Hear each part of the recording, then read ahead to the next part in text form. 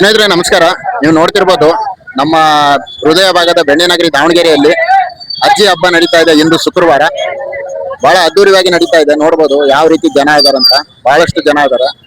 ಹಾಗೂ ಸ್ನೇಹಿತರೆ, ಈ ಅಜ್ಜಿ ಹಬ್ಬದ ವಿಶೇಷತೆ ಏನಪ್ಪಾ ಅಂತಂದ್ರೆ, ಬಹಳಷ್ಟು ನಮ್ಮ ಹಿರಿಯರು ನಡೆಸಿರುವಂತದ್ದು.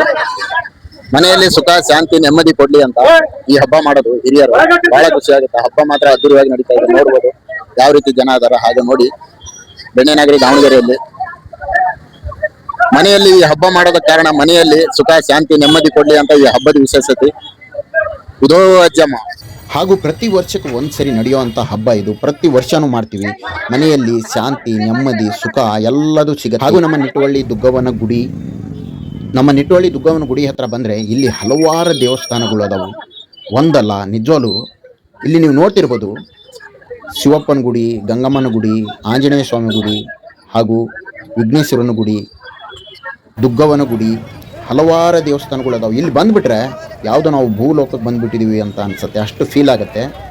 ನಮ್ಮ ನಿಟ್ಟುವಳ್ಳಿ ಶ್ರೀ ದುರ್ಗಾಂಬಿಕೆ ದೇವಸ್ಥಾನದ ಹತ್ತಿರ ಇಂದು ನಮ್ಮ ಅಜ್ಜಮ್ಮನ ಹಬ್ಬ ಮಾತ್ರ ಅದ್ದೂರಿಯಾಗಿ ನಡೀತಾ ಇದೆ. ವಾವ್, ನಿಜವಾಗ್ಲೂ ಸ್ನೇಹಿತರೆ.